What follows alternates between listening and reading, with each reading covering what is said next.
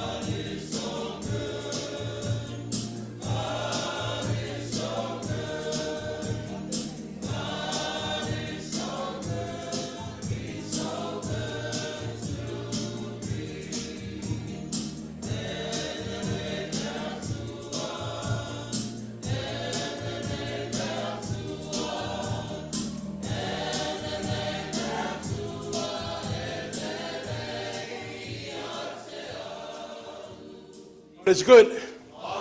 And all the time. And the leile tua. Teimi uma. God is awesome. Let's tell everybody. O le tapo inga le suafa tōtasi o le tuar te mā le aloma le anganga paia. Let us worship our Almighty God. O tō o tua inga o le nuu. I o tō avatua I le lii. I o tō avatua I le lii le vi inga ma le malosi.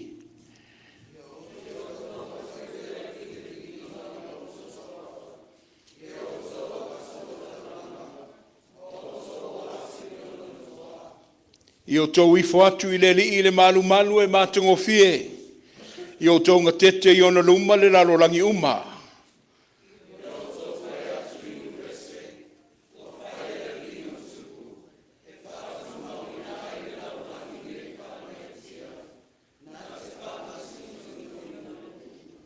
Ascribe to the Lord, O families of people.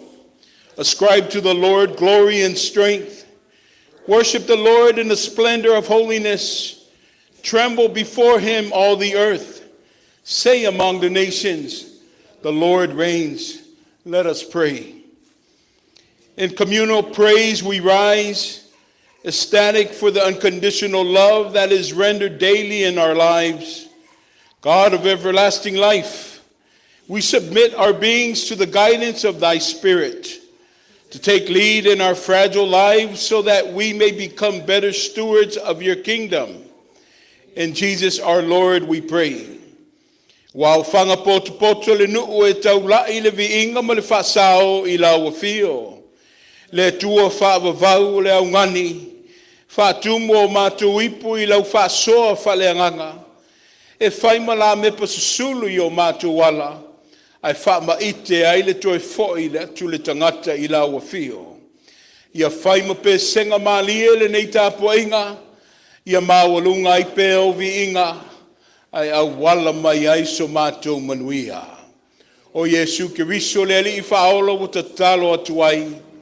Amene ma amene.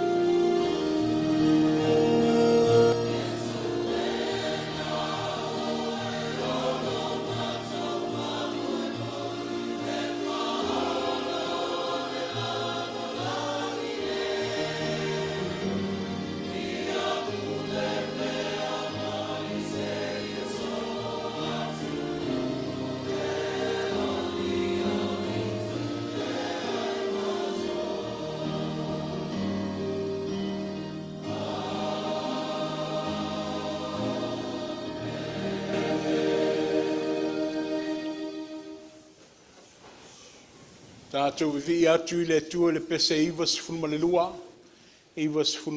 o le viinga I le li.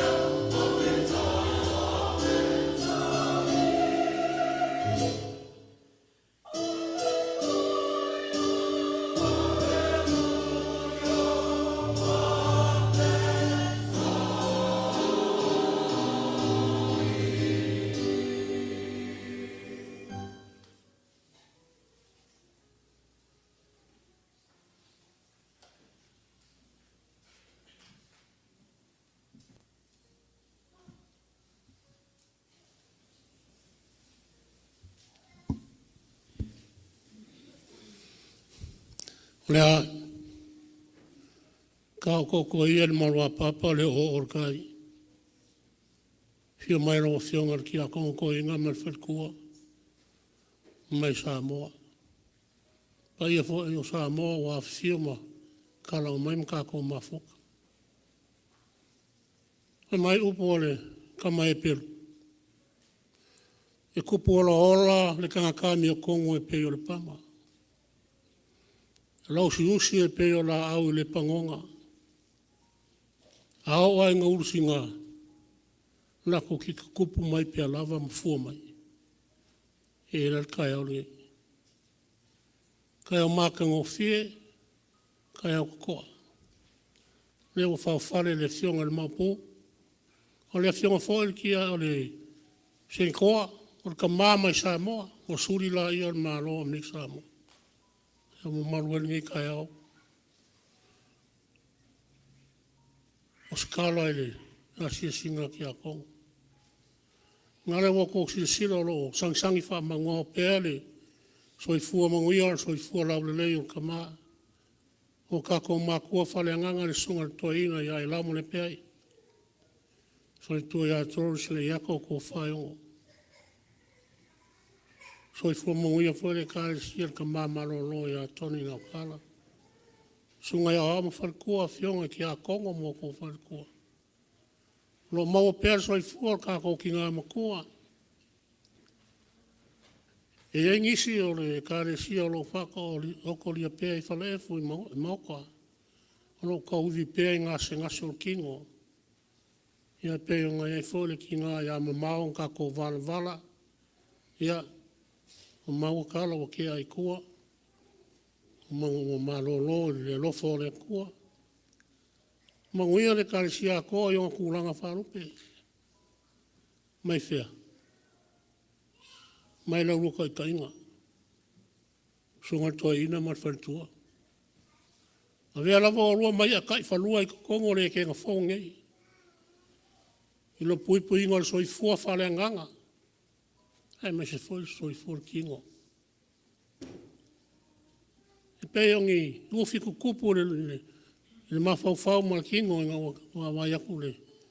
Ia o sia uso, o ngā ruenga whare ki a kongo ko inga. Fionga le mawa pō ma le wharekua. Lo mawa pero lua soifua.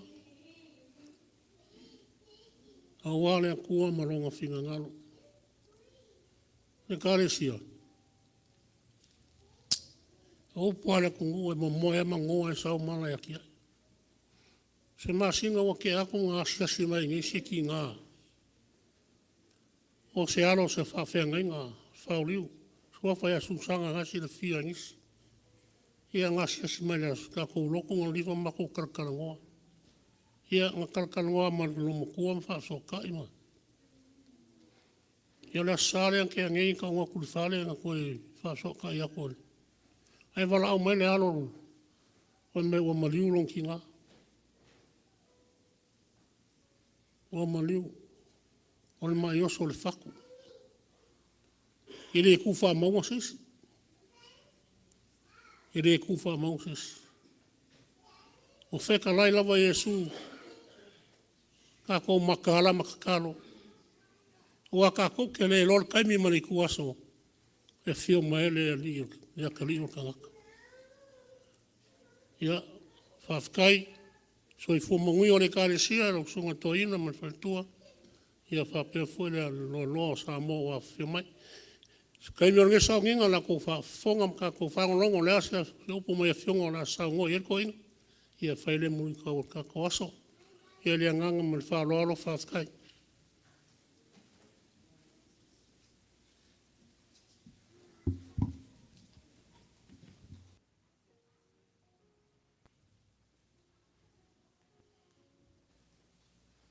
Manino le whaalongo. Le ngā luenga le mamalu le ainga ti akono le neitai au. Le anganga whaange tia o le avanogu maua. Ia pēna māua le saunoanga le whaatalo whatu i lo fionga le. Ti akono to ina vāne au lo fionga le mapu. Me sei foi le mamalu mai o le tātunu lotu lo whai malanga ne. To tele o tātu tau ainga. o lo nisi fufuanga ma tutu no a fale ainga. Ai le lava lo whaasau mai pe le tuolo o tō soifua ma le mamalosi. Ia wale tātou tāpo inga i le nei tai au. Au tu manatu se i tātou sa ili malo i le tua e au le ola.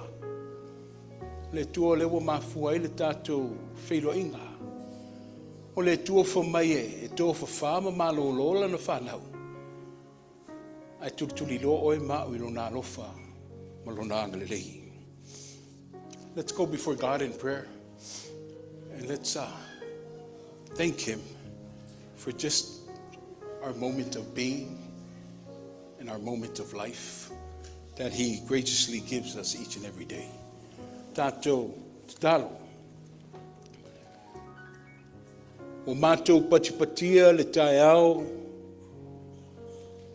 matali whaafatu ele le tua o lau whaasoa. O le ola pe na maua, sa ngā i nei mātou le mai loa tai au, e mamoi manu ai lo tu awanoa pēr le awanoa ina ia sao fia mai mala. Sa mātou ulima ma mafuta, ai wafe moe i mātou le malanga le maliu maleoti.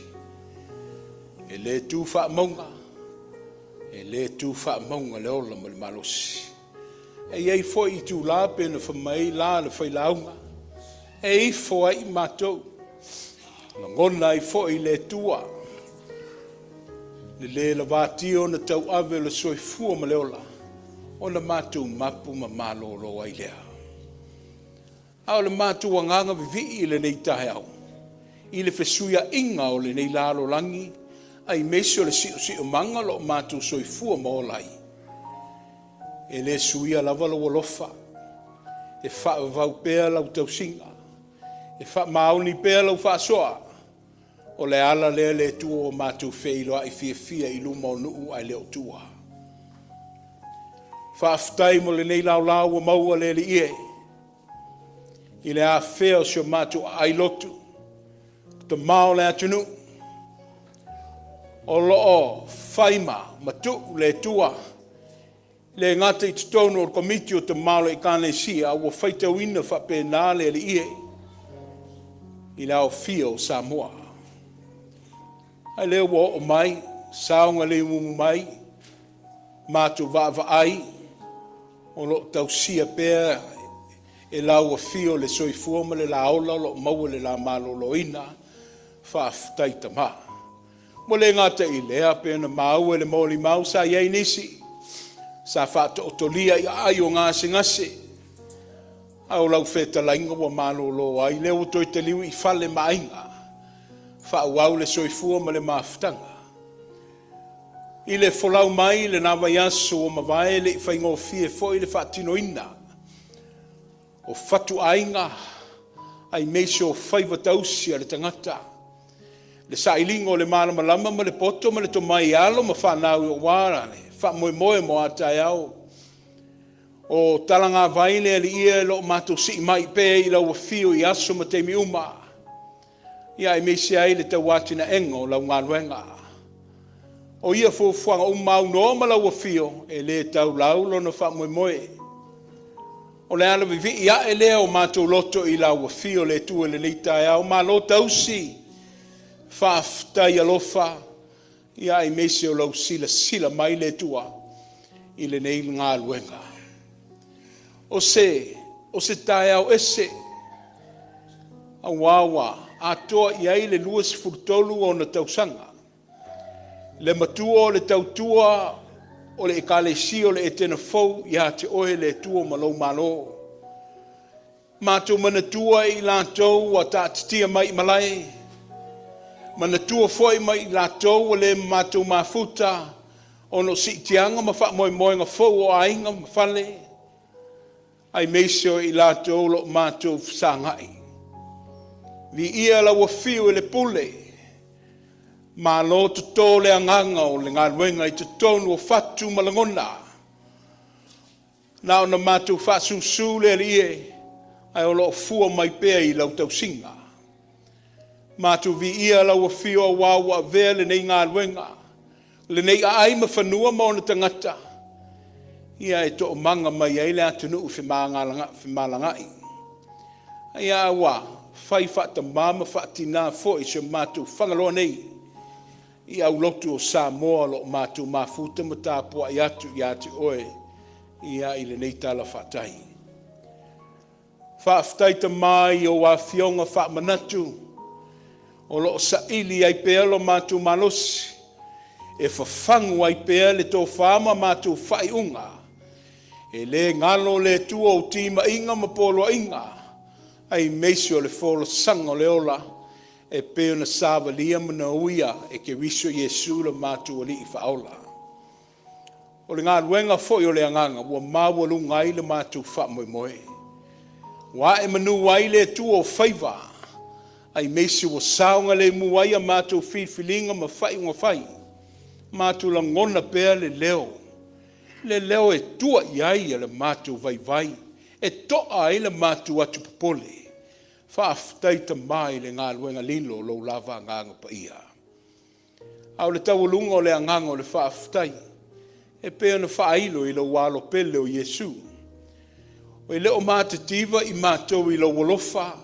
E o mai lava i le neita e au tau masua sua o mātou ipu i le oli oli. Au wao lau taulanga e tasi ai afe le pa ia ma le sirisiri ese o lau a fio. O lena whaalia. Ma e au mafola mai mo i mātou e ala i a ke wiso. Ia i lau a fio le viinga le whaamanu ma le whaanetanga. Nei se i o lava i le whaavavau. O le ifonga, ta ma, ia o se maftanga le tua. O se maftanga o le fotu ma le anga ma se sei. O se maftanga le li ie. O le o toi ato toa le li ie. A o se maftanga o mātou ifo to ele ma tau tino atu ma ioe. I la mātou vai vai ma le fseta i pēr ma lo finagalo. I le luas furtolu o tausanga. Ia talitonu lava le li ie. E le i whaingo o fie le malanga. Lu ngala lo le tātou maftanga. Ia ene etu uawa noa mai pēha. O le i fonga lau nu lotu ma Samoa ua poto. Tama, o ani o mātou o leu, salamani wha le tonu. Ia to oto atu i le tafue le sātauro. Ai awina mai mo i mātou le mamana na whaalia le tunga mautu fua. Le sātauro mātanga. A vea le nā le tua mamana whaola. I le tangata ma le tino le na tautau wai a singa mai ailo na toto. O le mātou i fonga le nā le tua ia tō mai le au wha mangalo e ala ia Yesu. E mamama mangalo ai i mātou uma. Alo whangia le tua le nei tāpo inga. O se maftanga e fia whaimanuia. Ta i ala pe oi lo mātou fale. Pule au oi o mātou tonu maloto. Ia awase manuia ma se file mua le numanai. Mātou tatalo ia te oi mo mātou uso a malo. E le umisa mātou maftanga wa umana whatu langa le aso i le toi taliu. Ai au ngā le tua le nei asinga. Ina ia fotua i mai ai se whaasilinga malosi. E whaawau ai pēle soifua ma le ola tautua.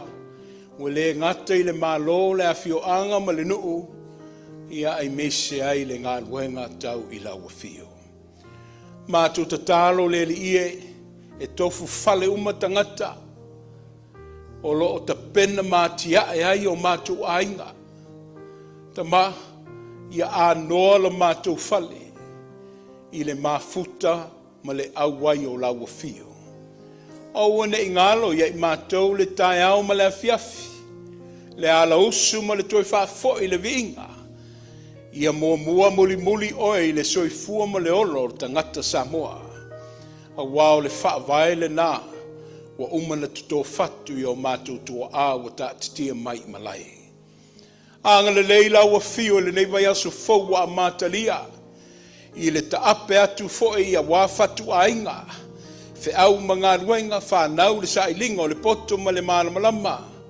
Ia tau a au ina la mātu wola tau ma whai e lau a fio. Wa e whaafafonga le tua le whamatalanga po le moli mau le mātu asisinga. Te le ia le li ie, i lātou wa whaangasingasea. O loo whinau pēr man nau tai au ngā mo le whiau ma le ngā ruenga ai peitai. O le o ngā tusa ma le malosi wa maua. O ani whitamani tu ngā whtaiai, loto te tele, i le whea ngai ai ma le tali tingha. Ai a lātou mautinoa, ma teu whatu o mātou loto, e leo tu ulafo ia i mātou i lo walofa la veai. Vavea o mai se whaeilo ma se malama ma se tūla, ina ia maua i se whaasilinga mo i lātou ma mātou umma. Le nei e kālesia o e whamanui aina, ia whafua level o na soifua, a walo finangalo ma lau malo. Lātou lo i tutu i le foe, ta maa whata mau ai ngaina i lātou i au penga o le ngā ruenga. Ia tufi tau whao i mātou i le whaasoa le anganga. Ia tonu ai a mātou whiriwhiringa. Ia i meise o mātou whainga whai mo se manuia o tangata umma o lau e kālesia ia mo Samoa. We come to you at this hour of prayer, God, not only to uplift our praises and magnify your holy name, but we also come with a long list of our needs and our wants, for that you know us better than we know ourselves.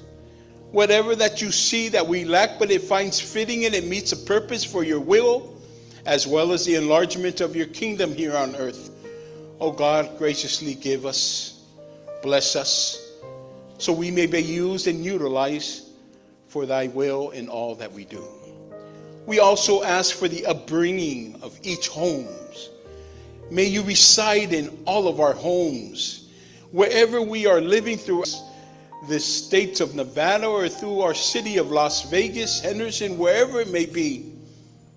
May we know the path to you, O Lord, because that's the path not only to eternity, but the path of blessings that you provide for us every day of our lives. Le tua sau se temi ma Tofaeono, o le asa wa o aonga, au se fola sanga whaleanganga, e tō matawina, ia le whaawawina o le ngā ruenga, ia feta lai mai lau a fio, fiso soani ma whaalau tele, i le ngā ruenga lilo le anganga pa ia, o a mātou tatalo ia. E le ngalo o mātou tua oi, e le ngalo le si o manga lo li o ina i mātou. Ta mā, i oi, o le tangato le pale ali, a iei fo i teimi e sasi e mso o na whai.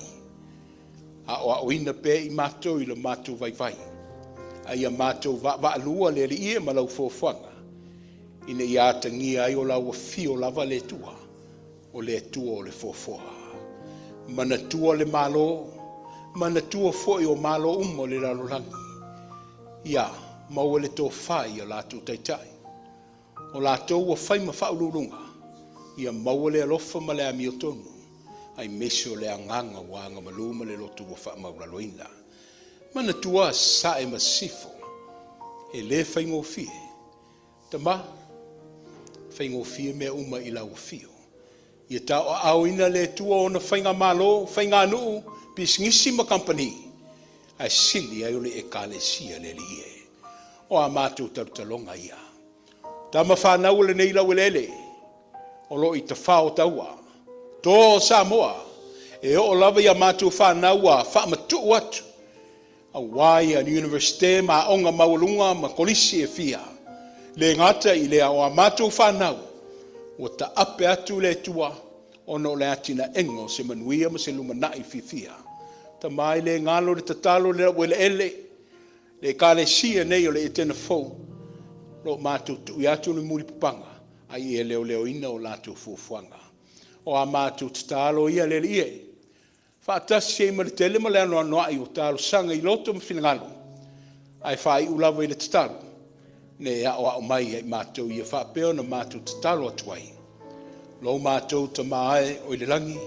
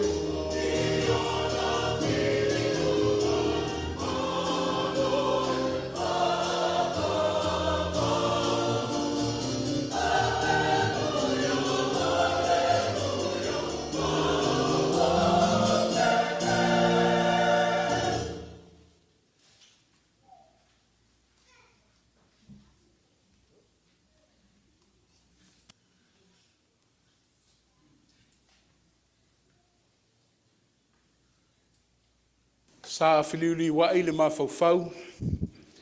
A wale tā po inga ma le wha moe moe le nei au.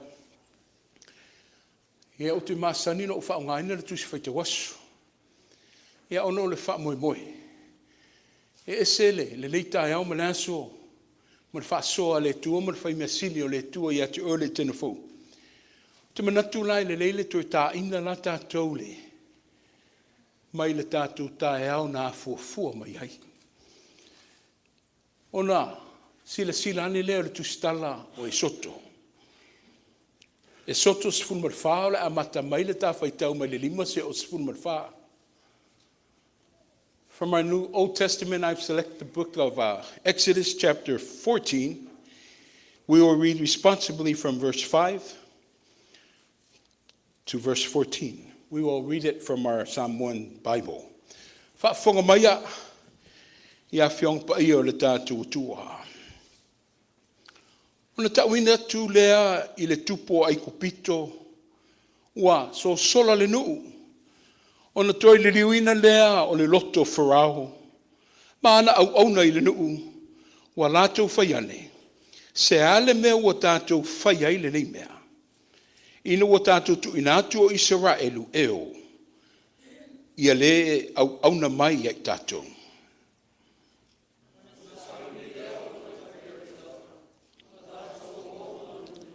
Wia ave foi kariota was sili on the lei e ono se lauma kariota uma lava o ai kopito e taitasi mo na tangata tutoa.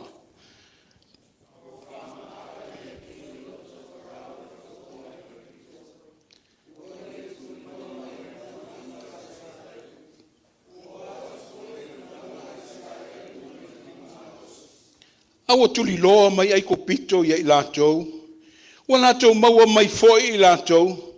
O lo tola wapi e latane le sami, o solofanua uma makariota farao, ma ana au e ti e solofanua, ma lana i tūtaua, e latane i perota, e whea ngai ma paala se fona.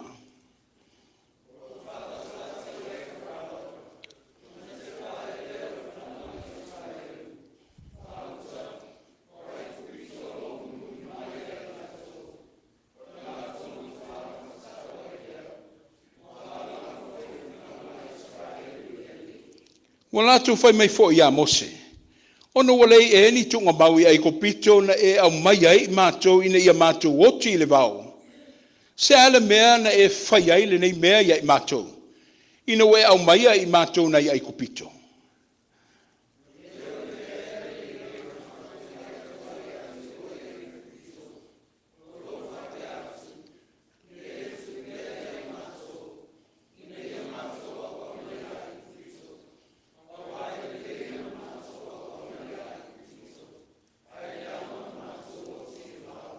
Fai tau se o sifun marfa.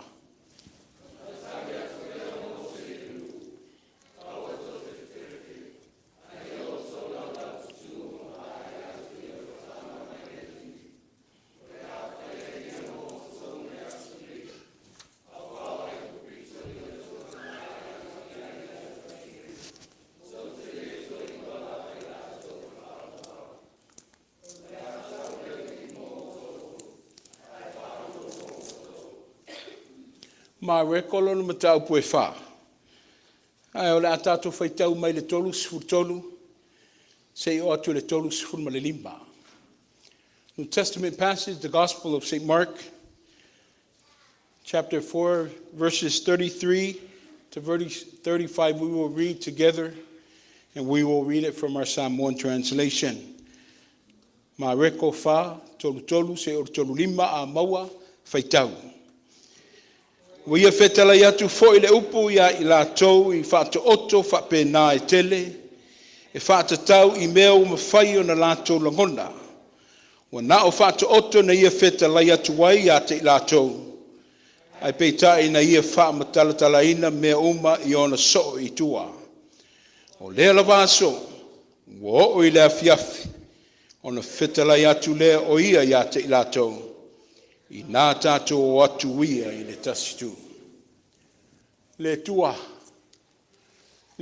e au le manosi, le tua e au le mana malama, o le tua foi e tonu ai foi le mafaufau. Mātou wala au ma le anganga wha mauraro. Alo whangia le ngā luenga o le āwhai. Alo whangia foi o a fionga na mātou whaalongo ma whaitawina i a o a o ina pē i mātou i le ngā luenga lilo lo lava nganga pa ia. Mātou whaonga i a wale soi fuatau ma whaianga i luma. Ia maulunga i pēso vi inga, le wha manuma le wha letanga, nei se i o i le wha vavau.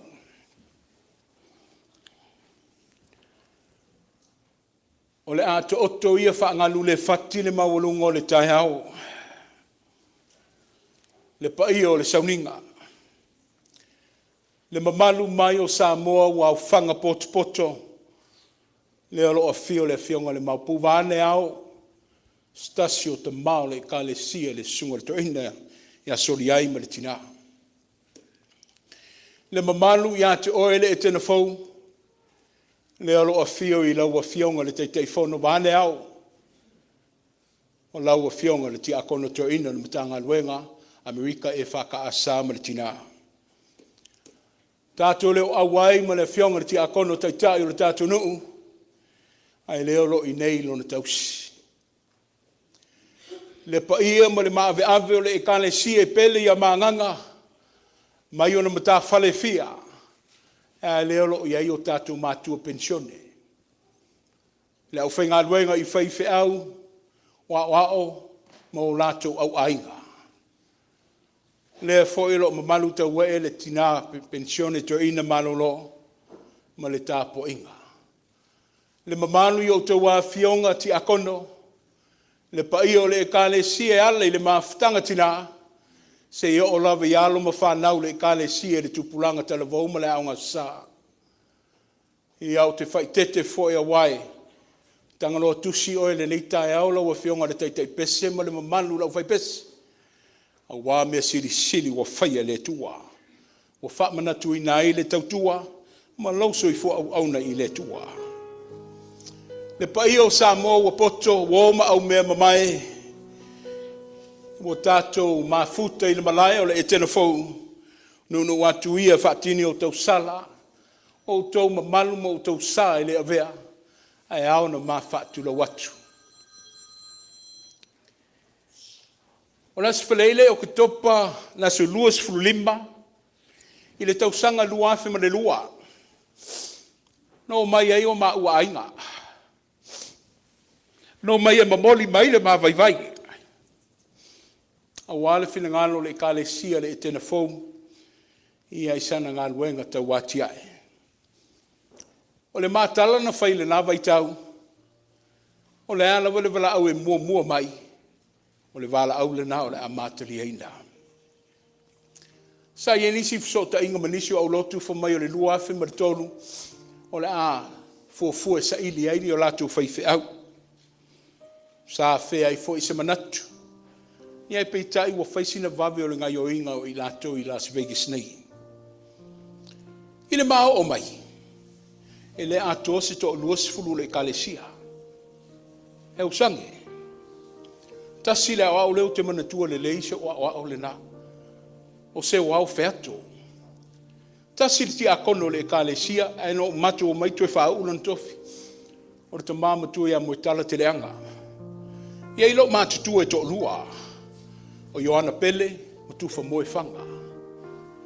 Ia, wha upopo ilola ia ma le whailau tusi le ekalesia. O le alo e wha sino le toina ia mafara. Ia vane o le fatua foi le fai au ia maftanga ia papali ia o lena ia lama ke Alexina lena so soani tele ia fatasi e martina le o ko elau le to ina sa ile ko elau le ekalesia i lona tau amataina tinale ia Naomi o la so luas furfitu oktopa i le tau sanga le lua fe le lua ia no mai ai ma ilo a o ngalue i le pulenga le i California e le Esoto no mai ai la ma le whailau tusi le mtanga luenga le nā vai tau le sunga le fomai a yese tu wau na lato whai masui o le pulenga i le Esoto a toi ma le mtanga luenga i California Esoto e tau mawhai le wha moe lea.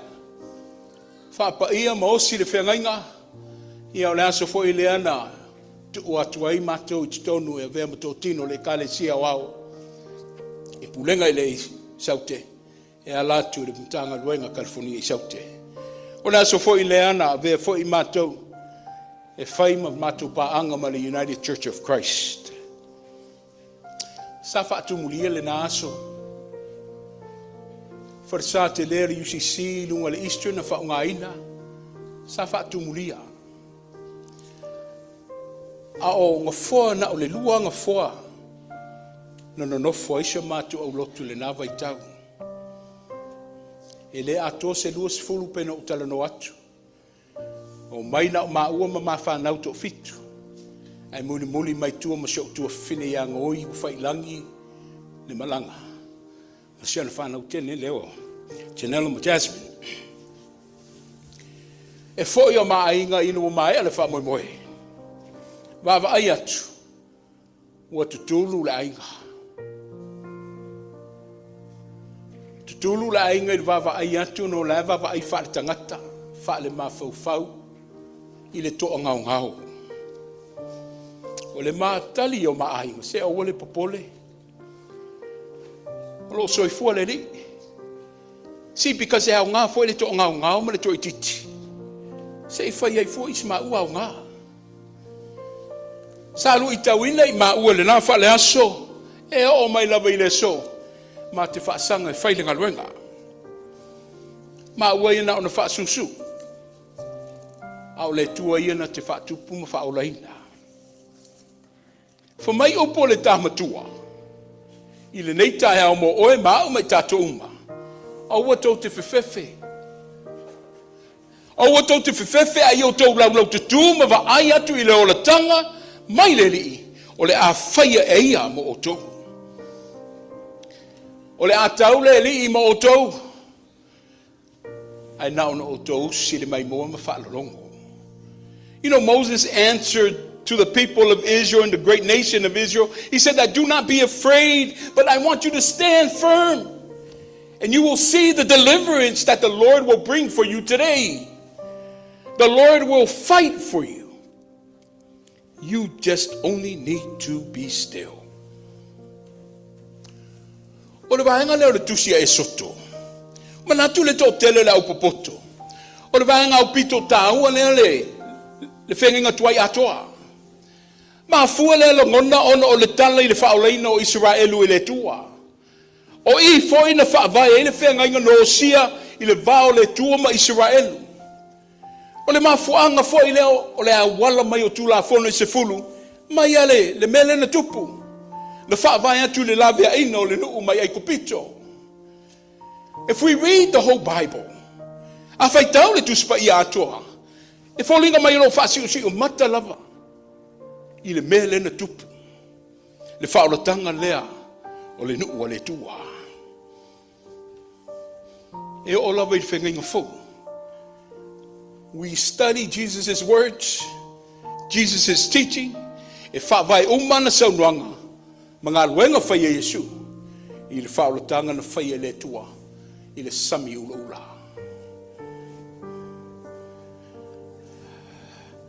O saule Esoto. Musula ia mose e ui atu le awala pupu.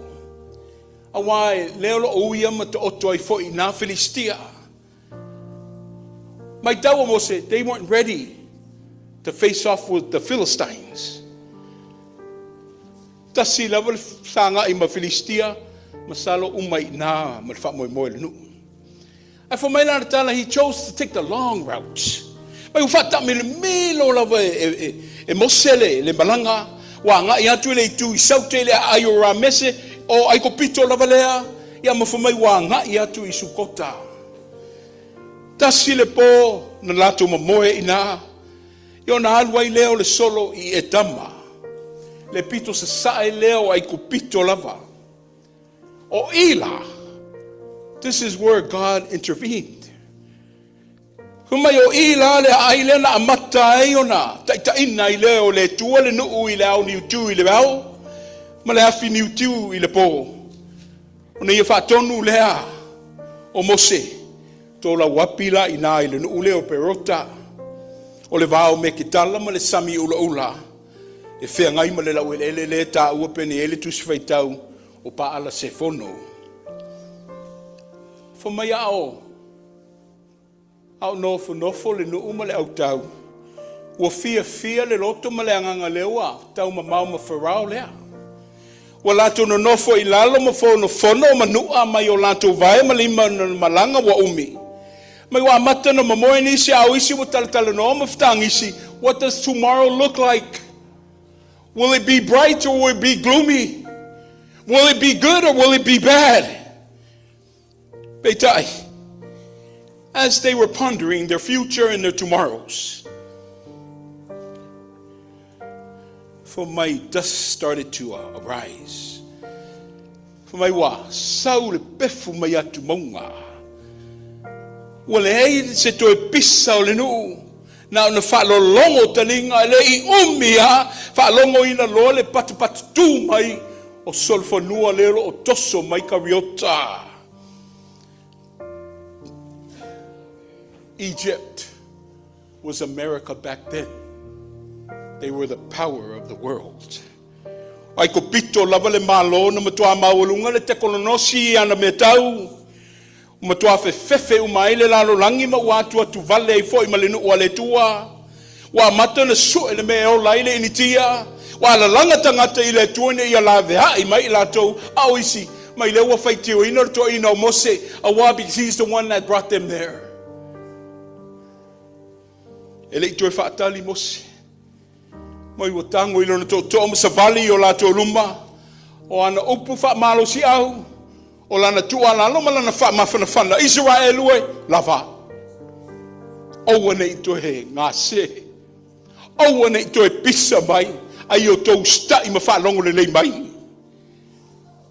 Sole te iau o Tofaeono ele amata le fanga. Ele amata le taua. O wane fefe. Yo to lau tu just stand. Lau tu ma va aya tu le mele la faia le tua. O le a faia e ia mo o to ile aso nei. That so-called Egypt that you're afraid of, you're running from, you guys will not see them anymore. To tele to ilo atu ila to e fa lava. O le a tau le li mo to. You won't do it, but God will do it on your behalf. I just need you to stand. I need you to witness and see. I just need you to listen.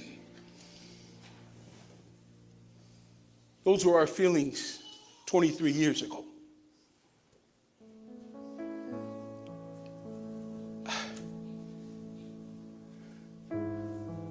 It was hard for me to see a future. Think about it, people. The entertainment capital of the world, but you're called to come and start a church in the middle of the desert.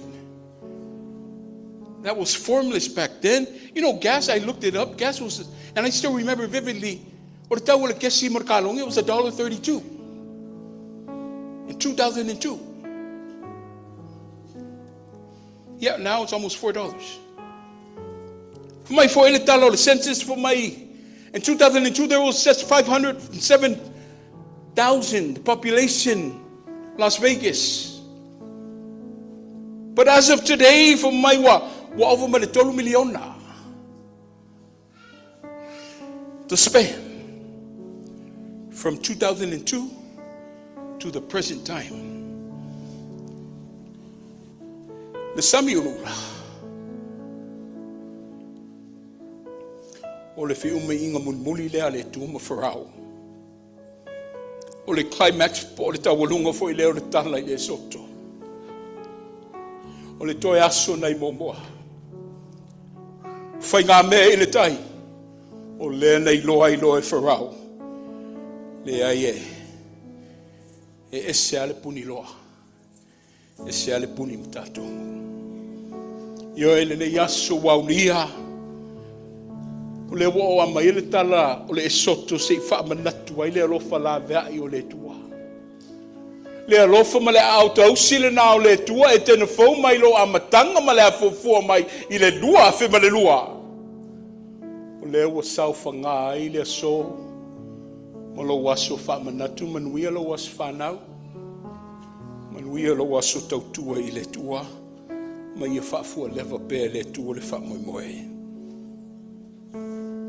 There are people who doubt the biblical record on the account of the crossing of that Red Sea that I spoke about. They find it hard to believe, but understand that they have forgotten that who made the Red Sea to begin with. Since God created the earth and the laws that govern nature, and then obviously he can intervene and intercede when he chooses and pleases to. Olo mana tua lava ia te au mana o leo wā ilo mawhauwhau le nei tūla. What God asked Abraham, is there anything too hard for the Lord? Is there anything that the Lord can't do? You know, when Pharaoh changed his mind about letting the Hebrew slaves go, then he started chasing after them. We have a scenario where the Hebrews were trapped. Their future was cloudy. But God intervened.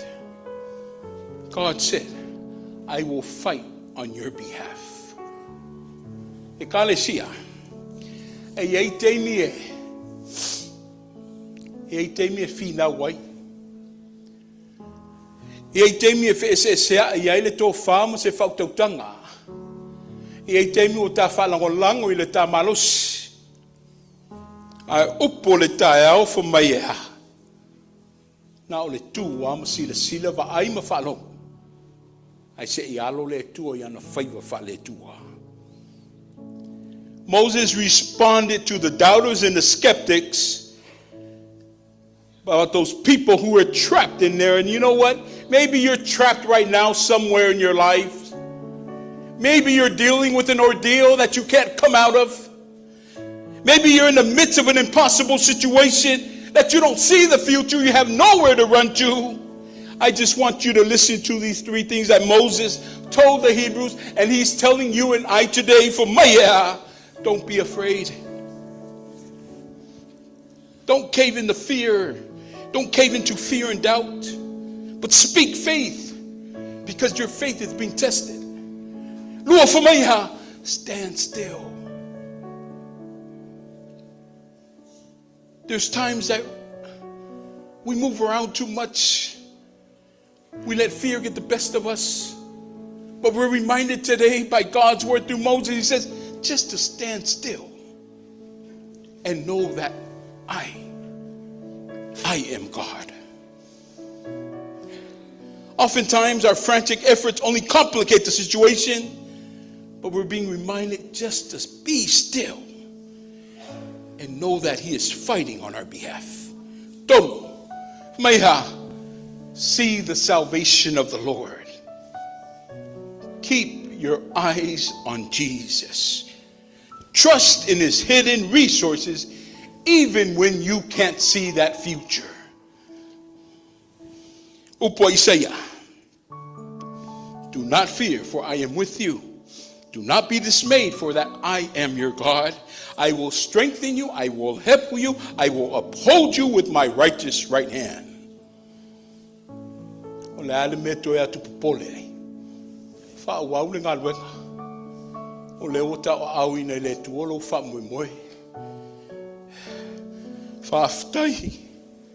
Me ia lo leo whai masui lo to olua. Whaaftai ta mai lo whaasoa. Luas tolu tausanga.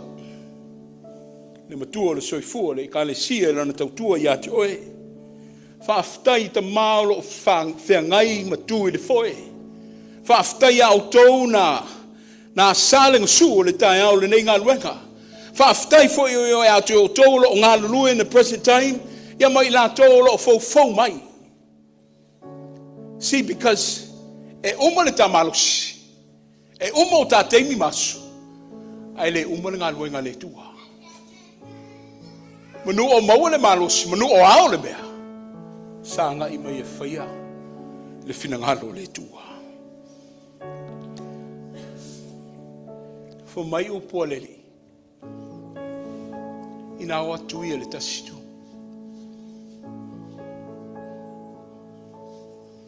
E le o sautala le Faia atu ia auto.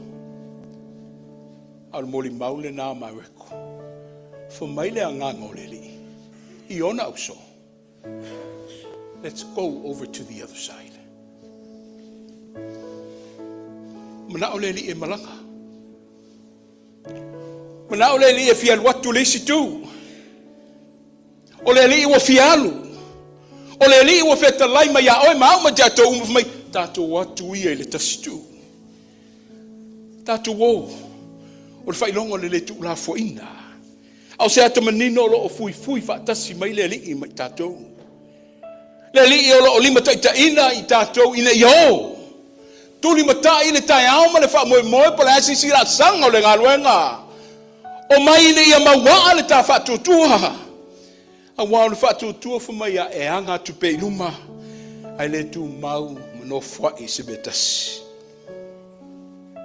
O mai e malanga e ka le sia. O le sao whawhai le metuai.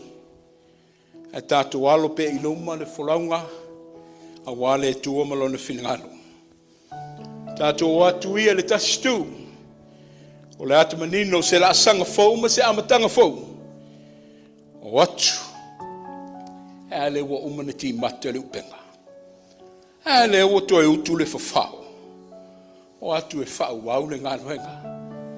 Tau te sanga i pēr ma whaafitau ni ma whainga tau le rolanga. Ai o lo to oto ai fo i nā le whaamenuianga sau tua lasi o le tua mo i tā uama le ka le sia. Ua lava le lahunga au le a whaanape ia se matala. Seu i whanua se malangona. Ai a vatu ai pēr le maanganga whaaftai ma le ta ele o le loto ma le whaamoemoe. I lo to soi fua tau tua. To soi fua tau tua i le tuomalana i ka le sia e ala i le Etena fau.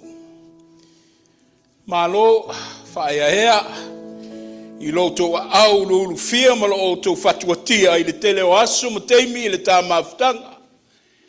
E le se me e lilo li sila fanga o le tua. O le mata talo le leo ia sanga tului lo na tamau a inga ma ia whafo i sia atu le toma ma sosia ia i so se ala. E tena fau ia tautai folau le tua i le folau nganga i luma.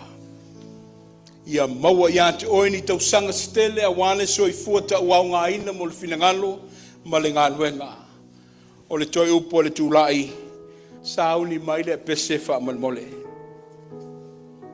E leila wa se whaiwa asa msona mau. Io e, awa e poto ala tautai ei foi teimi e sasi ai. Ma te avatu le vai malu i puenga i le mamalu le tātunu lotu. Samoa ai mese le au fia. Awa e tali tonu le manatu. I ia tau sanga e fia.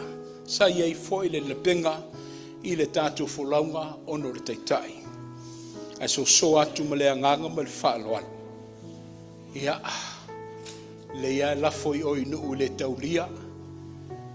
Nuu le aunga. Ai fōtua i mai eise wha moe fau. Ka le sia. Ia, e matua i ate oe le taitai. Ai o mai tātou ngā lurue ma lima whaatasi. O ma le mautin hoa. Le o oe ma. It was never us and it will never be about us. But it was God. God that started off this ministry 23 years ago is the very God that we're celebrating today. And that is the God that has the future of Etena full in his palms. Manuia lo aso soifua, fa taito ina, fa ane lo fionga le maupu, ia i lo awai, ia o le mori mau fo i lea o le ka le sia o au ma Samoa ma le lalorangi. Ai mese ai fo i o wō matau ainga, ia asa ili pese fale so ta i aima, ma futa i ma le tua, o faita toa le Etena fau le sa lavana tapunia. maua lau avanoa tātou tāpua i sauloto. E kālesia, tasi le leo, tasi le loto, tasi le tāwha moe moe. Amene.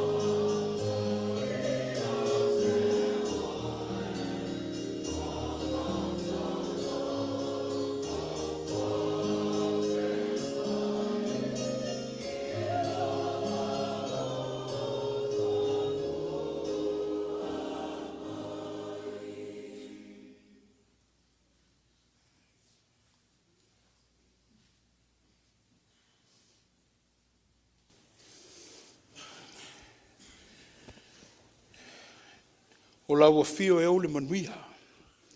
O le ala fo i lea o lo saunga le mua i pele so i fuoma lo matu hola. Whaaftai ta ma i a wale tau singa mamana o lau fio i lungo lo matu wha moe moe. O le ua maa walunga ma matu o fia ele nei tae au e na o le nei. O le ala Julai. E le no fua e le tua lau whanau se matu tali fai tau e ui lava. Na titi ma whatau wha. Ai o saunia mo lau fio ma le ngā ruenga. Ao mātou wha o wawina le ka le sia ma le wha moe moe. Wha pa ia i le taulanga. Ai anga le leima sanga wha manuia i e lātou na sasau ma saunia. ono Iesu. Amene.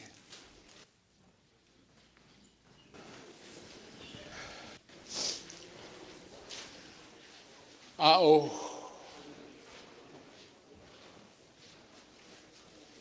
tau te pena atu le wha moe moe e peona o tau si le fia o le toi sa pati o le o masina teitasi ia e tu uawa noa mo ainga whaatasi ai ma vaenga ma la lao le kalesia o ke topa lao le masina o le au whaipese ia o tu whaatasi ai a wale wha moe moe peona tau mwhai atu le pole laa i le wha manatuina o le tātou as whanau o le ale tele stala ai o le atu le avanoi i laua fionga le taitei pese tu tele lua tasi ia wase saunoanga ma le simboli mau i ngā luenga wha pese a maia o na tamu whai atua i lea se wholosanga wha leanganga e wha atoma wha mautua i le launga le aso i le oavatele ma le wha aloalo.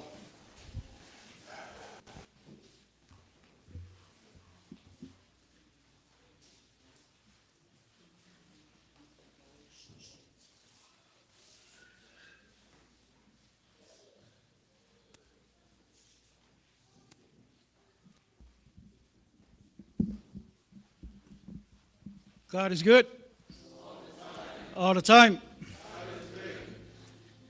Yeah. Tu atu le lima whatalofa malo I nei tai au. Pa kai foi le sunga tu inga mo le havanoa. Tu la ia tuai ma le ava ma le whaalalo. Ona le tulanga whai pese. Yeah. E tu e teles whaamtalanga. Na ona o fia pa ia tu lava ia matu sa nongari ale to ina tu sai foi male nga wenga ne ka le sia ia malana au fai pese la tau fai atu sina oto otonga nga wenga fa au fai pese a mata mai nga wenga fa au fai pese ile lua afe male lua se yo mai lava ni tau sanga e lua afe male lua lima wa Atua ilo na lua se furu maltolu tau sanga ia o le awa asafo e toa wha ia ma le au fisoswani e toa lua ia o au nei o lua tasi afa tui tele folola o le taitei pese ia o le whailau tusi o le awhiwhine ia sao si me atu. Me atu, tūlai mai lunga. Ia. O le au whai, o le au whai pese, le lua awhi ma le lua sifuru lima, e walu se furu ma le iwa. Ao acte, o le au whai pese, e wha se furu. Ia, tau nuai upore, launga le nei aso, tū, Vaai, le Faalogo, le au whai pese. Ia, au whai pese, nau se whautuanga le taitei pese, wha malo si mai le au whai pese. Te lou ia pa ia ma le mamalu le sauninga, o tau alo ia le kalesia, a mata tu nei, sa sisi o tau nofo mai toa. O mai au ngā pese, watu folfolanga, ia pa mahoni, a wale tātanga ruenga whawhi pese. Ia, o nei tala oto ia, mo ngā ruenga whawhi pese. Ia, pēna saunu atu le sunga to ina, le lua afe ma le lua, sa mate ngā ruenga. Ia, o au mare mato ahinga.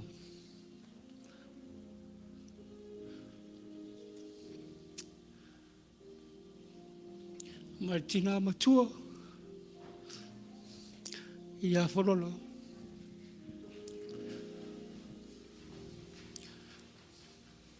A mato mai nei, ne lua afe. E umatu la mato sauringa, I te whaisa sa ia, ta māma, to i nama, tina. O le mate le loku ia Feleki. Ia mawhiroa iei. Ma suna to ina. Ia, e maua maka kou le mea whaingani. O mare lok, saule lok, o mare lok, ai kasi te whaisa. Na o sina whapaponga le saunoanga to ina.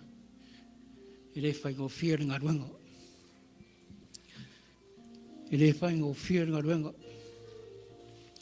E whawhengo whia si o tātu atino i Samoa. A o Amerika nei mawhafu. I le whaingo whia. Ia lofa le tua. E whai pese, tu la i runga.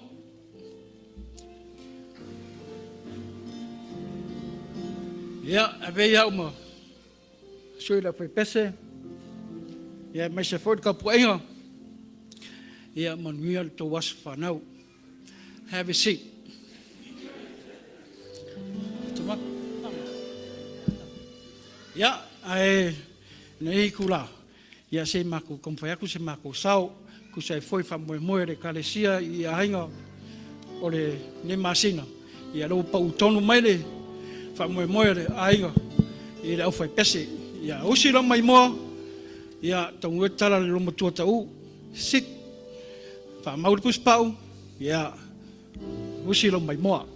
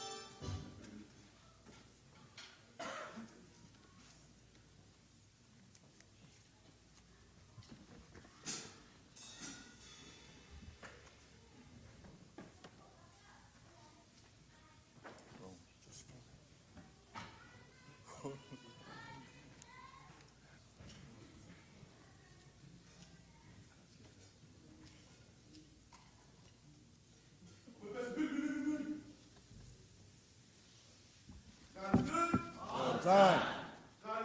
All the time.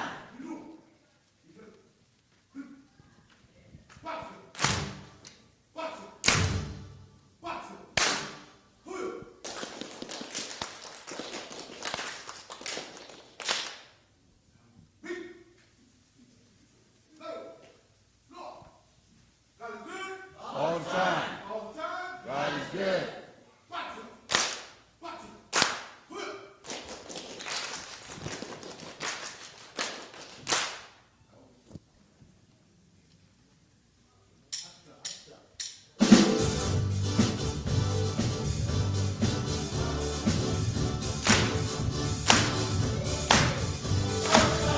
Tautau, na mai pere logo, tautau, tautau, na marasi Vaai Faalogo, tautau, tautau, rota mai pere logo, tautau, tautau, wala marasi Vaai Faalogo, tautau, tautau, mai pere logo, tautau, tautau, wala marasi Vaai Faalogo, tautau, tautau, rota mai pere logo, tautau, tautau. Namora se si Vaai Faalogo, tautau, tautau, mai pere logo, tautau, tautau, namora se si Vaai Faalogo, tautau, tautau, rota mai pere logo, tautau, tautau, namora se si Vaai Faalogo, tuna mea umawe, mai ole no tu, ai nasola mai ole au pai pese ua wale pai ene tele. Ole a umana paule nei tau sanga e whaamo i te pero mai lava. Mai o lai pisia e moane lava no e pae i le au wala. Tūna mea umawo. Mai ole au pai pese ua wale pai anu tele. Ole a umana paule nei tau sanga e whaamo i te pero mai lava. Mai o lai pisia e moane lava no e pae i le au wala. Sautau, sautau. Rota mai pea logo, tautau, tautau. Lamona si o Vaai Faalogo, Sautao, Sautao, Rota mai Faalogo, Sautao, Sautao, Malasio Vaai Faalogo. Rota wai, te iangolea ua kaka mai, vape mai ia ua kerero kua ia ngai loe ruma mai, pisa usta mai, sunga vape mai, sole mai, iangolea ua kaka mai, vape mai ia ua kerero kua ia ngai loe ruma mai, siva siva mai. Pesa pesa maya, sira na maya, pari mai lau pia pia. Pesa maya, pari mai maya, pesa maya, pari mai lau pia pia. Hey!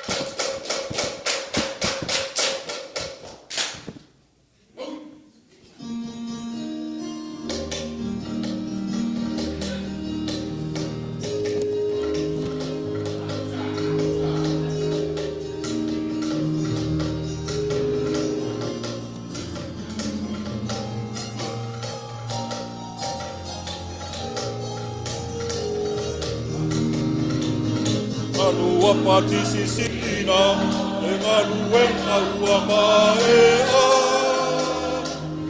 Wase tamiela matila, papulau le tuanima. E ngongo le tuasili, ua lele mawanunga ilunga. Mia le atua, masalo totaua. No topia Mesauia Etena. Siwakata patile o tene tawia o se ingalea.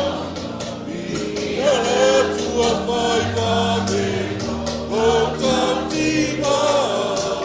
Ole ola ile nganuena.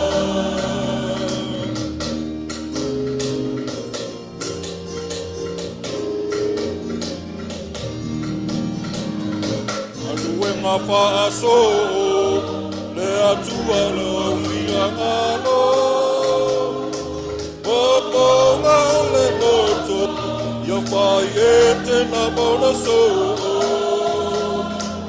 Etua pealofa, tansuluma lama lama. Yesu aleona, tawi aleta manino.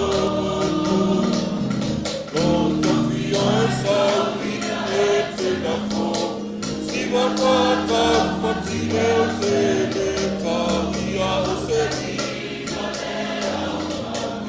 ia le atua Vaai Faalogo o tautima. Ole ola ile nganuena. La tautua, papetai tenele atua.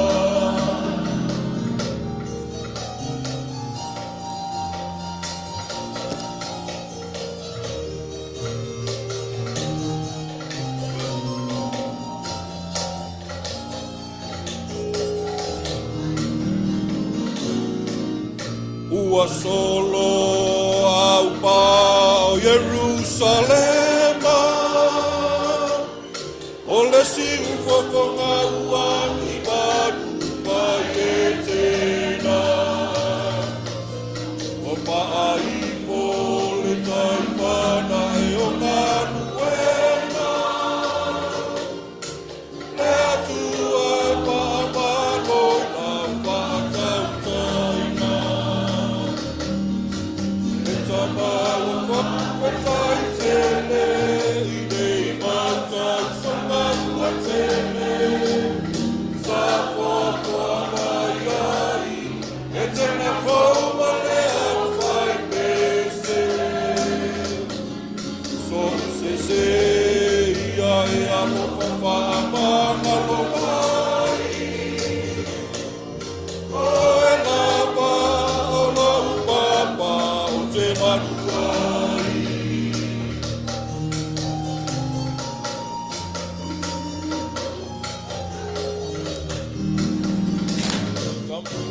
Tamatoia ina whaamalo whai o le whaia.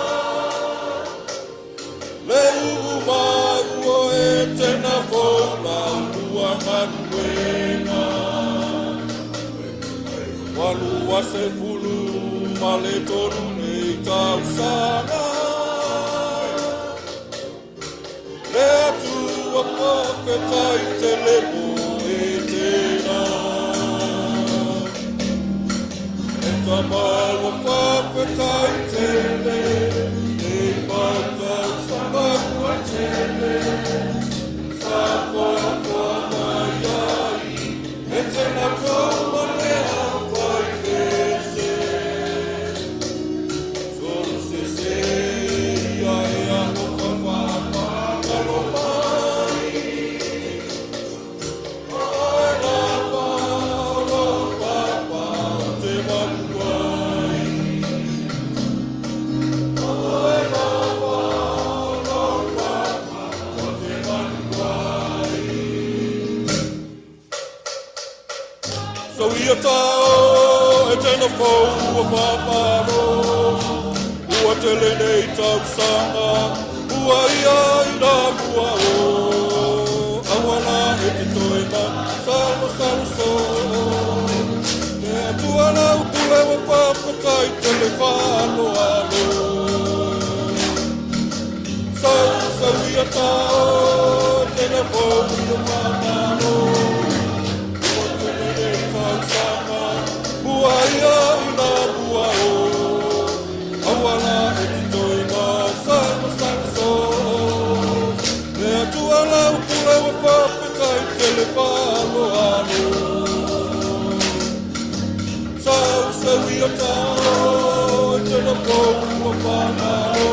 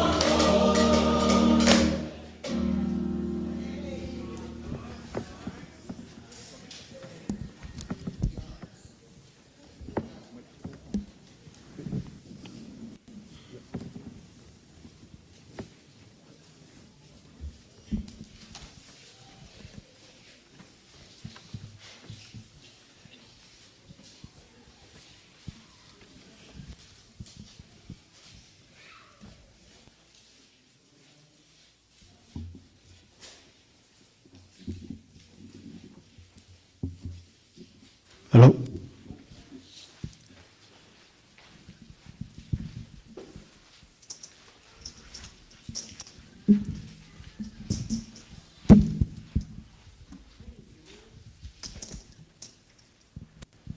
Ia, ore, tamo whainga ngāre. Al mamaru le au whai pese. So sai foi ma le sao le nei tu la, e mai se foi le wha manu tuina. O lona tausanga e lua se furu ma le tauru tausanga. Ia, ore a whai u atu le mātou wha moi moi. Ia, ona tu atu le da vanua e le kāre sia. Langa o me masani lava le au whai pese. Ia, ona tu langa o le au asafo. I lea tausanga me lea tausanga. Ia, o te... E vei au mai masua le mamaru le whai pese. E watu le nganga whaafitai le au asafo. Mo le nei tausanga le tau ngā ruenga. E lesi whai ngā ruenga, e lesi ngā ruenga whai ngofie. E mei se foi le whaatinga o pese. Au a foi tātou sauinga i lea sa, ma lea sa. Ia a uwa lau atu lo suafa le au asafo.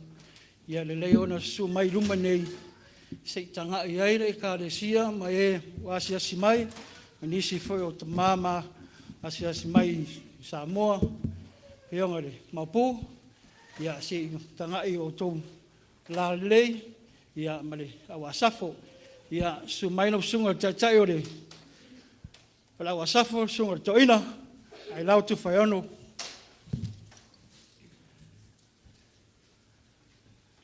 Sao, tama. Ia ole Tina i le whantua i a taumate osa. Come on, guys, smile. Ia, i le a whiwhine i a Victoria, Tofaeono. Ia o Lowina, Longleo. Ia Ailao Tuna, Tofaeono.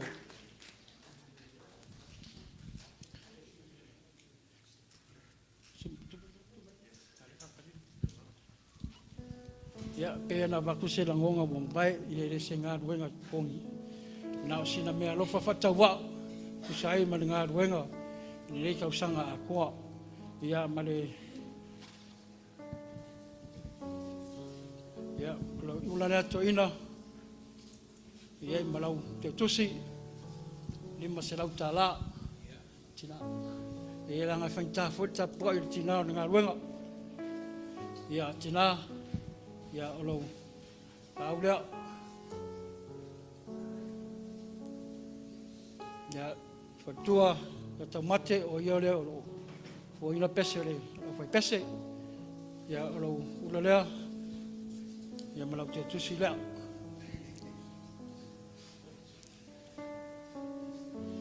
Ia malea tali ia Ailao Tofaeono.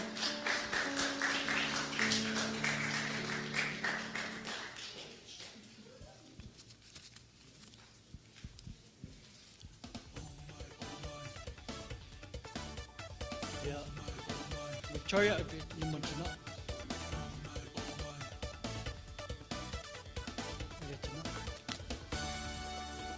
Ia Malepeai ia Lorina Longoleo.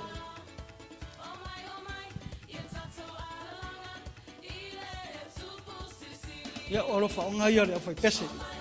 I tau ina whaapuna tele ma ia maua pēna ata mai poto ai mai se whoile.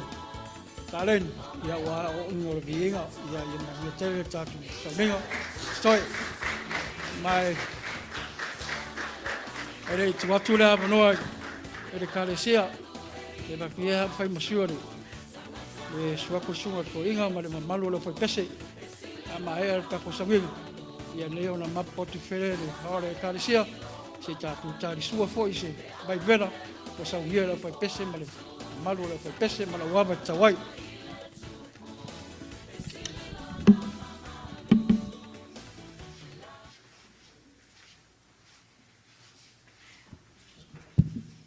Ngā kui, i kawhkawha le whionga ki a kongoinga, i kau whai a koes wham kalanga.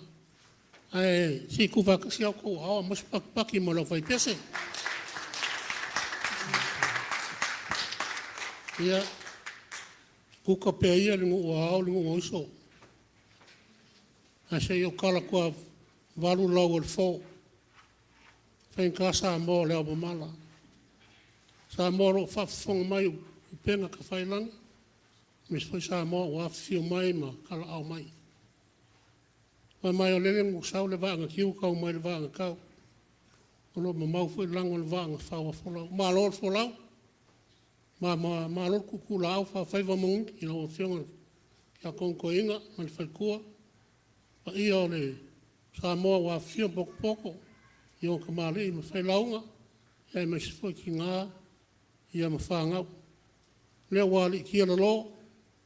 O pa ia sa o ngā kalanga a koa. I loko sumai ma kala au mai. Ia lo ma mau fwoi lango le waa ngā whawa wholau le whio aku le whionga le ko inga. Wha kongo o le mako pūrenga nge. Ia ngai whai au ko inga lo whai ma kako. Whai launga ngai kai au. O le pa ia ngau le kenga whau. Sumai sungai whai te au ma wao. Whai kua ma lo lo. Ia whionga fwoi ki a kongo. Ia ma malo le kenga whau. Ia pa ia ngā e ka oko. Ngā o ko whawhawhonga, ka ko wharongongo, i kālo ngā ruenga. Ngā ruenga whapese. Ia e koe kere sa kāle whai aku lango kere pese. Ai. O mā ua ma sio ka mai a sori ai vānge aur ki a kongoi. Mā ua ka le kere pese. Ia whaulau na, e le kere si ufonga ko inga lea. Ia o pa uvaru su leo. O le aranga o le sau e pese. Whai mai upu i ang saunga o kako ka mali i kai au. Koe ki maka leo penga. Koe ki maka leo penga. Le alo ingo le saunga anga. A whai wa sala uka. Ia kongu pia kai. E le ngakara e le ngaruenga wha pese. Ia ngaruenga whai ko kongo le kari. Sia ngau ko whafonga. Le wa luas po mana kolu kau sangan. Pa mangako le kenga fōk. A kongo o le koe alala mai ngisi ngana ko amakar ngan ruenga. O ko wha mai hi a sā. Ai awan ka ko waku be ere wha maa loa man wha whakai. Ile ko wha ngā e man ko wha liu liu. Nā makaingo nge e ka le sia ia le wo ko sapi ai. Ka ko sa ai maa mali e. Ia ala la ko luai wha whenga inganga. Ngā ami, ia lea la lako. sungan ko inga ya Ailao Malepeai me fai ko ya Doris Tofaeono. Ia malo ngā lule, malo koa, malo kau. Kalesia, malo losi ngā luenga le kua. Pea upung Faia, ere ku wha Moses.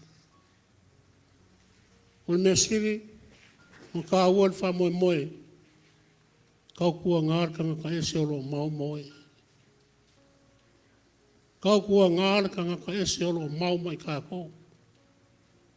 E lengi o la ainga, e lengi ala ngā luenga e kau sielso I fuar kino. Ai wha moe moe ka mau ainga, eu kou ao mā fola, o so mā kou vai vai. E kau sier ngā luenga le kua. Ia rea e wha, wakoi wha kum kaul pai o le kāri sia wha mālosi. Samoa whawkai. Whawkai lo ko awhio mai, whawkai lo whiongan mā pō. Whiongan kia kongko I ngau, ma malu ma kongo whier wha moe moe o le kena whok. Ia lau whai pesi whoi. Nō ko su mai makal au mai. Ia, whale pai o le whoi ma mapuangi ko se iu ni liu. Whai kār whi kai kunga le sungan ko inga. Ngale kau mu whainga ni aso. O poe masangi ai kau kai. Ere kau whaafunguinga le pāe se wai le ofi. Ere kau la e fo e le mao Sofia e la lai. Rea kau kai maka pala pala e masangi unga whaiva. Mako ke re kau. Se luak. Au le nganga ngā whafkai le ango le aso. Maka ngō fieri whi au ka ua wa. Ala ngai ngā rau sunga ni kai o. Ia vea ia. O se maa e kongi le moanga. A se la au fo e kupuangi le vau. E kupu maa whala ma lau ola ola. E mapu iei maungu whelele. Au aunga kau kuai le kua malonga whingalo. E ala I le tena fo. Ia markala leiro ka kou maafukai. Le mako kakalo. O maungu a ka whalu lo loso I fuar kino. I whai malo loi mai pia kofi makiuke ngā wala o I lo so lua soifua e au au ngai le kua. A pia foi le nganga le karisia. Ia lofa le kua wha popong si asa o mungisi kausanga. Kau ke soifua ai. Ma au ngai le kua. Whai alo whingalo. O le nganga lawa lea ki oi Samoa. Ia maua pia soifua. Awalo ko o aunga kau kua le kua lo whiongan mua po. Ia, koe whapopo ngisi kausanga lo soifua. Ka koke mafukai. O lea lava e loke kau mai ai ngei, e loke roku mai lava. Ma wai mai ngei le kenga fau, ka koke mafukai. O lea nganga lea le whafukai kele. Ma le whamalo e lau sunga. Koe, fuafuanga ngei aso, ka moa ngei mai aso. Ia wali kia le kua ko fuafuanga. Ia I kako uma lawa lo mawai mai ma ngase o kingo. Ia, kako o sai. O whainga lawa nera soifuagan ngei, o lo ka mangingo mai ai kuspaia. Overall fix full kausanga lo soifua. Ia kako whakarikari wa whio o marifinga ngā lo leri. Ia e kako kalopea. Ia mawa pea lo soifua malo. Ola manguia kua kwa saungia manguia. Tau fia whafkai. Ole, mai ar saunginga le. Whaila kusi, ia. Kua kule moa lo whiongan kia kongkoinga. Wha manguia le karisia. Whafkai.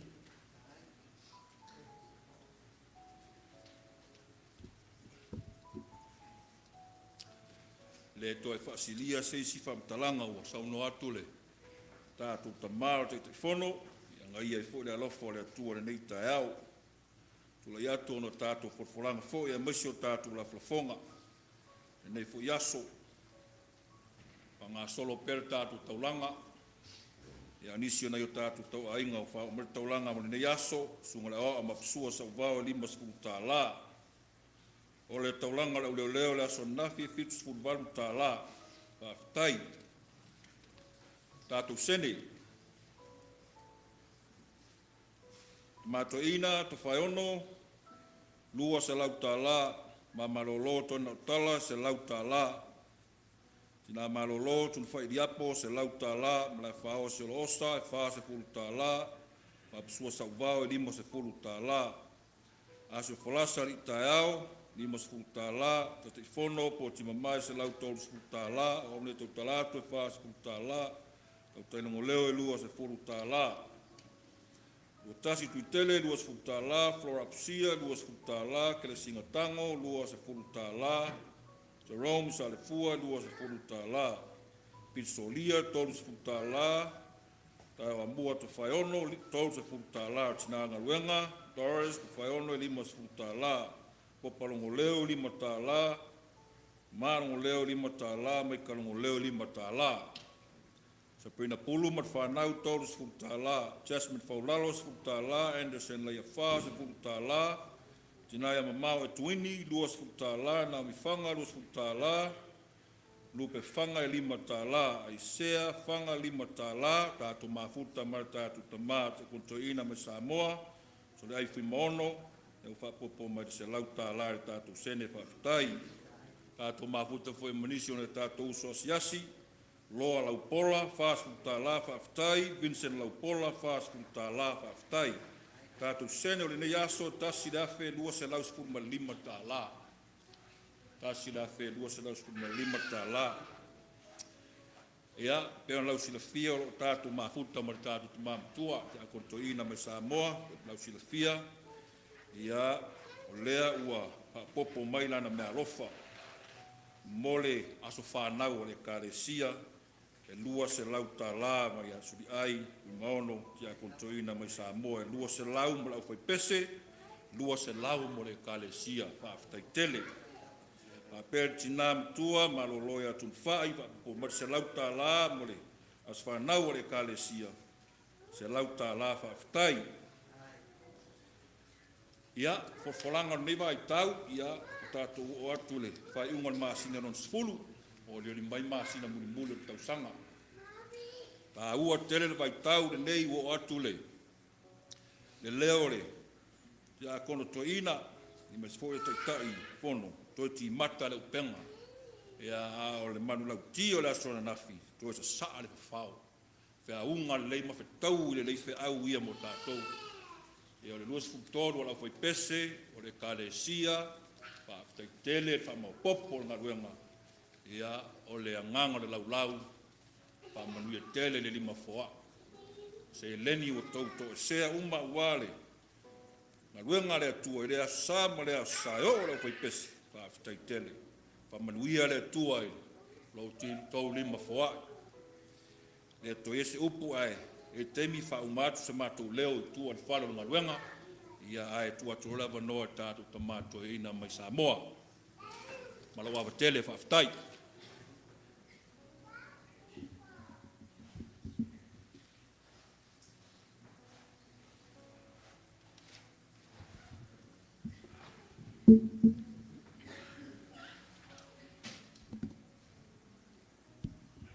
Ia, e le faule, ia maua ma le matua inga le tatu e kalesia. Ua, te pai tau mesina, e vai ni matangau fie, mota e matangau fie. Tai wa whaftai atu le toina le launga ni tai au, la sunga tamatoina. E le lewa na toina lau tau whengenga tau langi, tau sanga umai. E watu komiti lau toina, wau whatama iai komiti lau toina i Samoa. Sa ma whatasi ma poti, toina mai Alaska. Lesi lem danga lo yang fau sa tasanga ina mai. To ina talifa i Alaska. Tasang mele e jau. So di ai ol mele wa tsau no il komiti le to ina ole le vasa wi lalo. Faisam tanga lo i Alaska. Ya lawa fail maganda o i Alaska. Au maliule to ina. E talifa le 11 na maliu. Ia mai asili. Le ngaka whaftai a ma ua male, si o tō lua, si a ma whanau, Whetoi le maa sa mai. O le aso whanau le kalesia whawaenga le kalesia. Wa ma te i nei le tai au, sauno mai le to ina. Le so le whamnatuai le aso whanau talun whawai le kalesia. Lo afe ma le lua. Ke ma le lotu o tato o fwe pese. Leisesi e kalesia e nei veikes. Ma te lotu iei pa ma mai e siasi mai nei. Nei tato e kalesia, ma ua o neisia vaenga le kalesia tato nei. Ma malanga mai, reisisi e kalesia, lo ia tato uso mai le ndanga luenga sifo, e iei lato e kalesia nei, a tato lava. E fa aka asa, au te le lope e sisi au lotu o tato o iei nei. Nei o Ailao M Doris. Tu lau le whenga i tau langi au tau. O nia lupe wha lele i Samoa i lau a inga i ale iato. I Samoa. A ma mai vera mat fia ses mai mo la ngā luenga i nei. Tal vau laso e fua. Te unga lau to ina. Pensone vai fiau le ngata le to ina vai fiau uma fitsful loto sanga. O ne malo lo lea. E au whai eru tusi matua au tono komiti lau to ina, whata mai e lau to ina. O se mau lea na whaulu le fono tele le kāsia. Sa tele na te te e ma tomu le iato, tuli waso au mai manua pangofie mai pe vaiai. Sa te te i mta upu lea, ma vaianga a nuuma a lato lupu whalele oe ngā luese e kalesia. Oe liu lefu ngā luenga. Masa salo sa Tofaeono. Sei mā lua. Tato e kalesia. Na mā fua mai na whae pensione tātou. Me kisi. Sa te. Ian whaelele masa salo. Mā lua. Ana le whae el me lea. Iu lea wao i mā lua. To sa i atu o whaleawa. Papena ina wala to la ngona la tau la to kalesia tuila. O te tau na wha pensone na ia. Mau awa noa o ao ka. Pa uma na na fau. Ma fuanga lea. Pa whtai. Tala vau la to whengainga. A walan pensone. E alwa tala vau. Pensone a le tala vau. Vaenga le tansina, o le te mantua, o le mantua le te sa mai ei le usanga fatsal nei. Sa mai lotu mai ei. Si to lua le ei nei. Le si e kalesia mate lotu ei. Mo luma losi, ai lalo sunga to ina ma fatoi a Doris.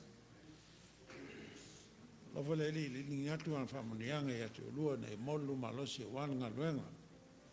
Ma te o lava, ma siasi mai walu nga luenga. Taile ka sia vole uso to ina ya po tima fatu ya ave ne la mato to fatosi a fatasi komiti la to ina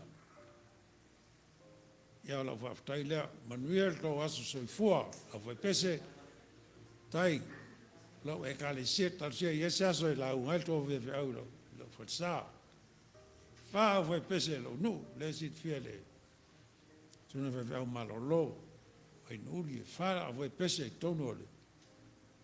E iwa e kalesia e tono lo nu. Wai auto ina tusi matou oi a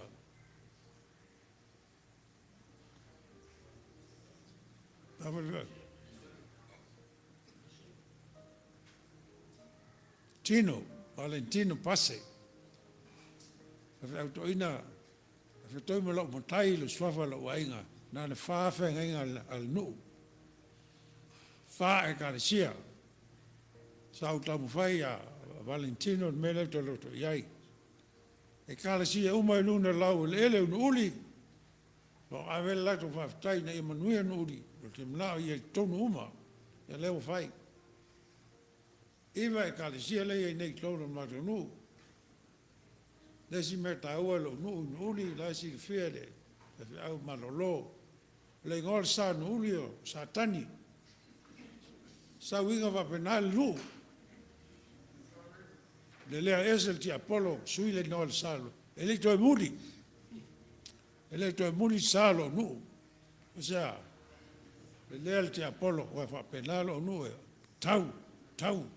Lai se mea ele mele na lai vai ngole tu malo oi tu au malosi le ngol tanga luenga forward no uli la matole we nei o nova ma vai le fan tanga luenga la misa lua fan tanga luenga le tele ta kon to ina tu a olo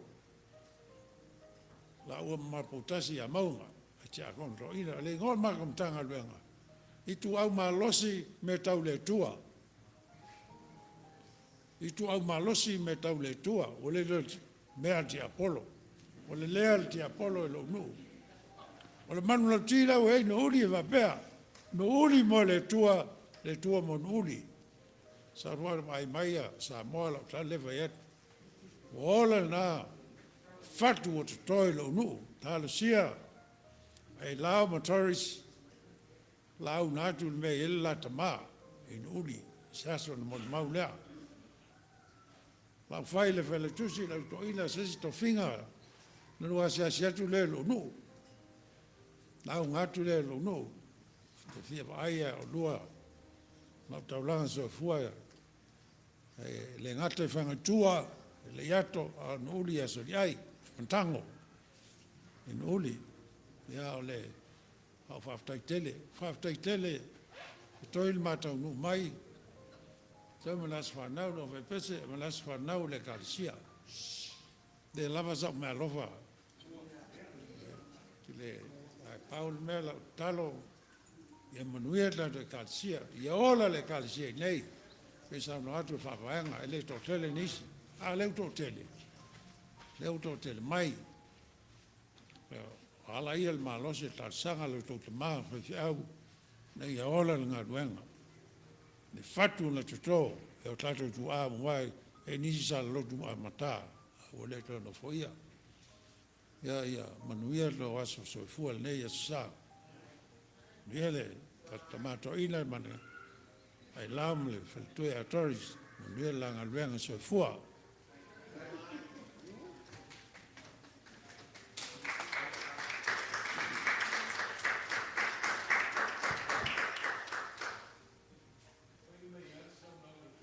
tali atu kaleksina.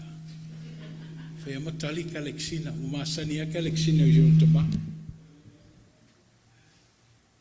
O lau saunoanga toina. Ele o lava se me alofa wale aso le kalesia mo fa moe. Ele o tupe. Pa wale si o leo na o fi fa longo o lau fa manuia. O leo e fa manuia le kalesia. Ma le mano funofo atu fo ile fo. Tainane lau fai pese ma le mamalu lau lotu. Wa lava matitoe o lau pule ma lau wha aloalo. O le mātou tatalo, ta ma, ia maua pēr le soifua. Wha ananau atu o mātou loto ma le wha longo, i le tō wha ia au tōra au mātitua. Ioe, tō tele le tala vote committee, ai leo toi maua le mea alofa lea ia te o tau. O le tatalo fai pēr le nā le neita mai tō ina. Ia tele peni tau sanga i tau tuaina le tua te tonu tātu komiti. Ni unga lua se tala, a wāfoe le whaaloalo maulunga ve ila o leo fai masui le vasenga. Tau mwhai atu foe o vi inga tau i le tua. Ao se mata upu fai pēr, a lo fangia, kālesia, a o tau sila fia se fai pese, ia, lo mo mia lava le tātu o fai pese se fai pese. So swali ma fa le le atili ai le tatu ngaruenga a o le fa lo alo o tuta o awina ia fa taitele anga le leile tu masanga fa manuia lo fionga le mapu le mamalu le ofia o le fainga taulanga ia fa taitele o le tu e o le tamao ainga malona fa soa ia anga le leile tu ma to itali foi tawatu wa vela fala o titao fi foi la o sa pena masaunia le leile te pese ma le au fai pese, le mamalu le au fia, o ne itu muli seisi, Ai o mai tātou sāwari vali ane ki whele le whale o ngā ruenga. Tātou wha au le angango le aso ma le aso fia ma le wha aftai i le tua. A wale wha poponga stasi o tausanga i le soifua tau tua le ekalesia. Nā o tau tau au ina le wha moe moe le nei vai aso malo nā lumanga ia tau tua nā le tātou kālena i le vai aso. Ia sila sila ane le aso whaleile le wha moe moe le tātou pulenga. Ia o mai tātou o e tali sapaia wha moe moe le wha moe moe o tūpulanga ma wha nau le tātou pulenga. E whaia i o le malai o le mātungo fia o le tua i lona i tūlā le nā ua wha papi atu. A maea, tā alo atu foi ma le wha loalo. O tātou umaia a inga ia le tātou Family Sunday wha tasi ma ua ma tātou. Maea le wha moe moe while wha muli mai. Le sunga ia tongiola, le sunga ia solia, le sunga ia misalifua, le sunga ia ilalio. Ia, o lau whanau teine lea. Ia o mai e tātou tatala noa wha mole pe maea. Ai o le a whai o le sauninga i le titalo. Lele ie o walavane i ate i mātou, ai a mātou mamoli atu pēle vi inga ma le whaaftai. Whaaftai lo tu awa noa, ina i a mātou tau tuaina pēle o finangalo ma le ekalesia. O le a mātou tu ua, whaia se mālolonga, ia e mawhau au le angango le aso. Tamā, a mātou fauta ape, ia tu mau mai e mātou ma lau whana uma, le manuia ma le file e mua oile e tua le tamā. Le alofa wha mangalo ke riso Yesu le li o le ola, a o le mafutanga whai pēr ma lau lava ngang pa ia, nei se i o i le wha wavau lava. Amene.